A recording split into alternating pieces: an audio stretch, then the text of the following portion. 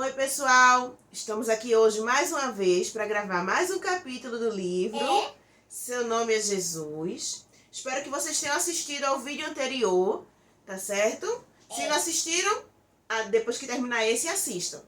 Não deixe de se inscrever, de deixar uma curtida, um comentário, né, Nicola?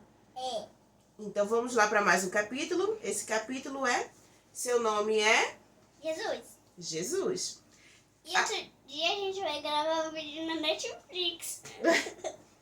Alguns capítulos vêm com versículos, então quando vier eu vou ler para vocês. Então vamos lá. Ela dará à luz um filho, e você deverá dar-lhe o nome de Jesus, porque ele salvará o seu povo dos seus pecados. Helena não está aqui porque ela não quis gravar. Jesus. Nos 4 evangelhos do Novo Testamento, é seu nome mais comum, usado quase 600 vezes. E como seu nome era comum, Jesus é a forma grega de Josué ou Jesua, nomes muito familiares do Antigo Testamento. Quando Deus escolheu o nome que seu filho teria, escolheu um nome humano, escolheu um nome tão comum que parecia 2 ou 3 vezes em qualquer lista de presença. Ele era tangível, acessível e alcançável. Aqueles que caminharam com ele lembram-se não de um título ou de uma designação, mas de um nome: Jesus.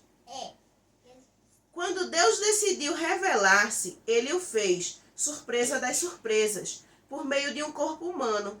A língua que chamou o morto para fora era uma língua humana. A mão que tocou o leproso tinha sujeiras embaixo das unhas. Os pés sobre os quais a mulher chorou tinham calos e estavam sujos. E suas lágrimas, não esqueça das suas lágrimas, vieram de um coração tão partido quanto o seu ou o meu às vezes fica. Portanto, por conta disso, pessoas foram a ele. Puxa, e como foram a ele? Foram à noite, tocaram-no enquanto caminhavam pela rua, seguiram-no no mar, dando a volta pelas costas. Convidaram-no a ir aos seus lares e colocaram seus filhos aos pés dele. Por quê? Porque ele recusou a ser uma estátua numa catedral ou um sacerdote no púlpito elevado. Em vez disso, ele escolheu ser Jesus. Porque ele é amor. Se você fosse Deus, dormiria sobre a palha, beberia leite materno ou usaria fraldas? Eu não. Mas Cristo sim. Ele deixou de comandar anjos para dormir sobre a palha. Deixou de dirigir as estrelas para apertar o dedo de Maria. Quando viu o tamanho do útero, poderia ter desistido. Quando percebeu como suas mãos seriam pequenas, quão suave seria a sua voz, quanta fome seu estômago sentiria, poderia ter desistido. Ao primeiro sinal do mau cheiro do estábulo, diante da primeira rajada de ar frio, na primeira vez em que arranhou o joelho e assou o nariz ou comeu pão queimado, poderia ter virado as costas e ido embora. Quando viu o chão poeirento da sua casa em Nazaré, quando José lhe deu uma tarefa a cumprir, quando seus colegas cochilaram durante a leitura da Torá, a sua Torá, em qualquer momento Jesus poderia ter dito: chega, já basta, vou para casa. Mas ele não fez isso. Não fez porque ele é amor. Completamente humano, completamente divino. Os anjos viram Maria trocar as fraldas de Deus. O universo assistiu maravilhado ao Todo-Poderoso aprender a andar. Crianças brincaram com ele na rua. Se o líder da sinagoga de Nazaré soubesse quem estava ouvindo seus sermões, talvez Jesus tenha tido espinhas. Quem sabe fosse desafinado. Pode ser que uma menina da rua tenha se apaixonado por ele ou vice-versa. Seus joelhos podem ter sido ossudo. Uma coisa é certa, embora fosse completamente divino, ele também era completamente humano. Por 33 anos ele sentiu tudo o que eu e você já sentimos. Ele se sentiu fraco, seus pés doeram, talvez medo do fracasso. Era suscetível a mulheres sedutoras, ficou resfriado, arrotou e partes do seu corpo cheiravam mal. Seus sentimentos foram feridos, ficou cansado e sua cabeça doeu. Pensar em Jesus por esse ângulo é bem parecido, parece irreverente, não é? Não é algo que gostamos de fazer, é incômodo. É muito mais fácil manter a humanidade de fora da encarnação. Vamos tirar o esterco em volta da manjedoura, limpar o suor de seu rosto, fingir que ele nunca roncou, que nunca assou o nariz ou que nunca acertou o dedo com o martelo. Mas não faça isso. Pelos céus, não faça.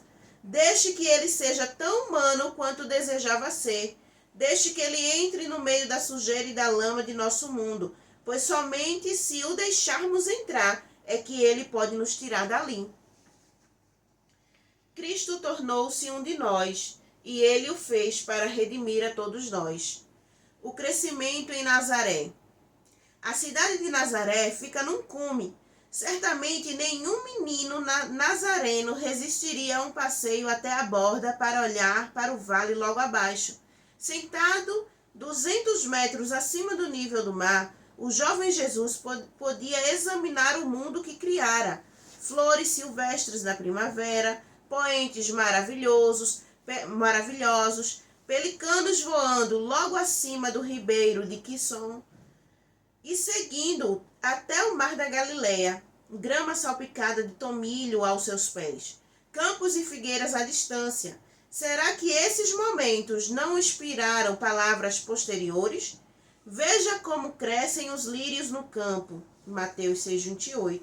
Ou observem as aves do céu, Mateus capítulo 6, versículo 26. A palavra de Jesus, mestre, nasceram o pensamento de Jesus menino. Ao norte de Nazaré ficam as colinas de Naftali, coroadas de vegetação.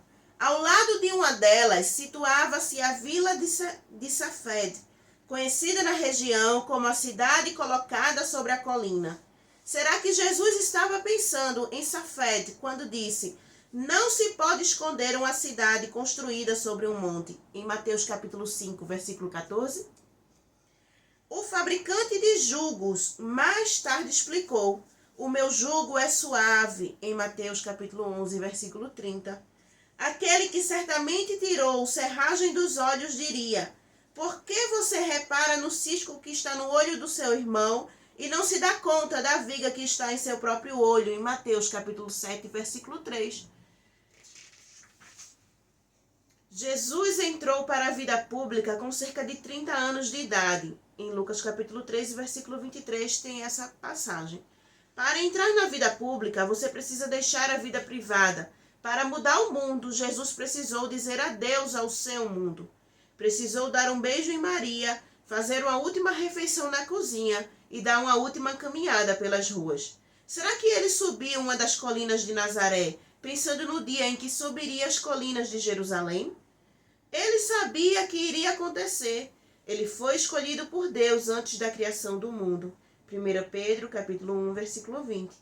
Cada grama de sofrimento fora registrada. A ele cabia apenas fazer a sua parte. Não que fosse obrigado. Nazaré era uma cidade conhecida por que não montar uma carpintaria? Manter sua identidade em segredo. Voltar à era das guilhotinas ou da cadeira elétrica e passar a cruz adiante. Se forçado a morrer é uma coisa, mas dispor-se a tomar a cruz é algo bem diferente. O dia em que deixou Nazaré é o dia em que ele declarou sua devoção por mim e por você. Mas esvaziou-se a si mesmo, vindo a ser servo, tornou-se semelhante aos homens, e sendo encontrado em forma humana, humilhou-se a si mesmo e foi obediente até a morte de cruz. Filipenses capítulo 2, versículos 7 e 8. Cristo esvaziou-se a si mesmo. Ninguém em Nazaré o saudou como filho de Deus. Ele não se destacou na fotografia da classe da escola primária, nem exigiu que sua apresentação no livro do aluno do ensino médio fosse um papel brilhante.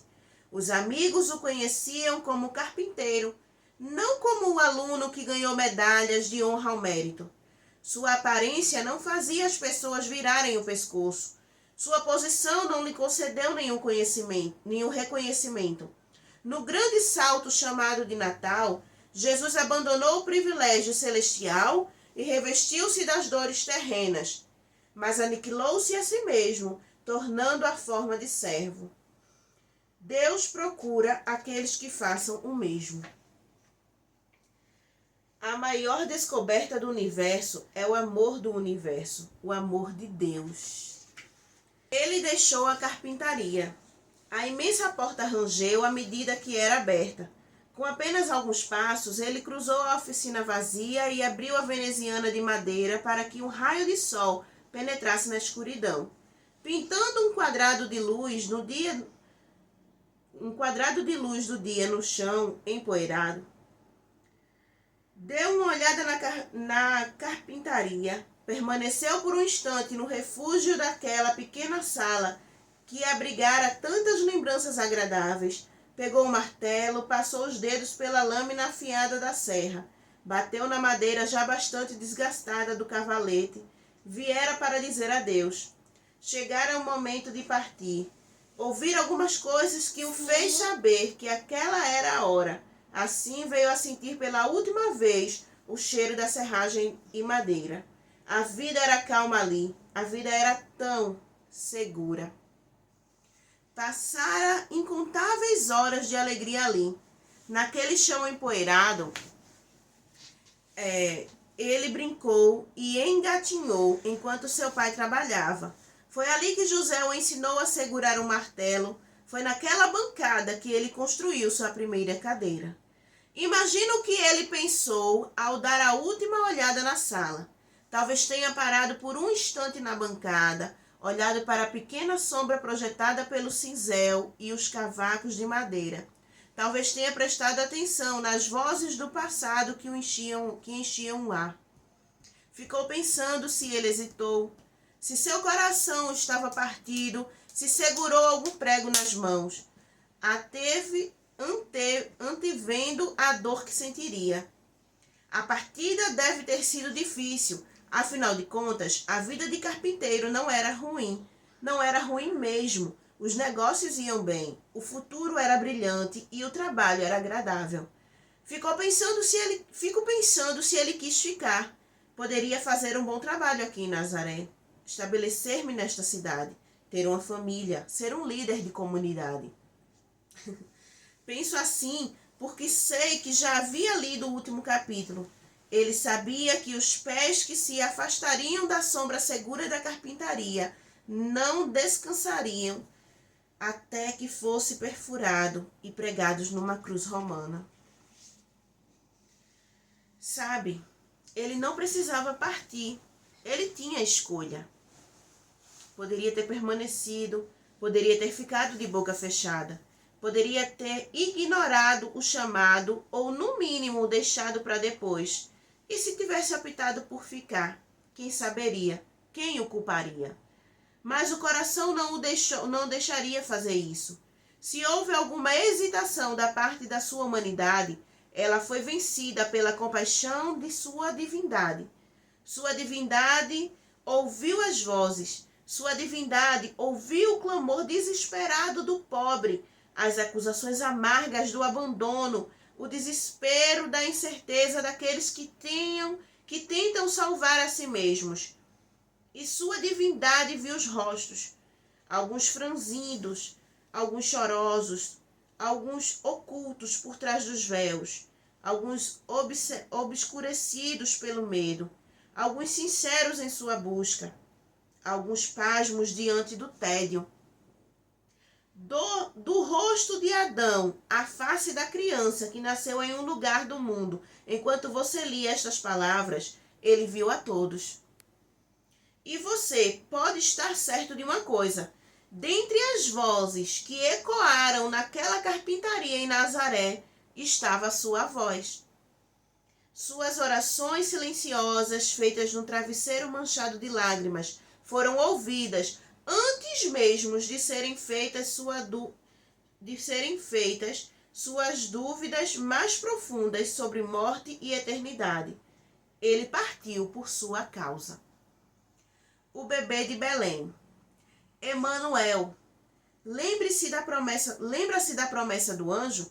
A virgem ficaria grávida e daria à luz um filho e lhe chamaria Emanuel, o que significa Deus conosco. Emanuel, o nome parece na mesma forma hebraica em que foi apresentado 2000 anos atrás. Emano significa conosco. El refere-se a Elohim ou Deus. Não é Deus acima de nós, nem Deus em algum lugar da vizinhança. Ele veio como o conosco Deus, o Deus conosco. Também é Deus como rico, ou Deus como religioso, mas Deus conosco. Também não é Deus com o rico ou Deus com o religioso, mas Deus conosco, todos nós, russos, alemães, brasileiros, budistas, mormons, motoristas de caminhão, taxistas e bibliotecários. Deus conosco. Então é isso, pessoal. Um abraço. Tchau, conto legal.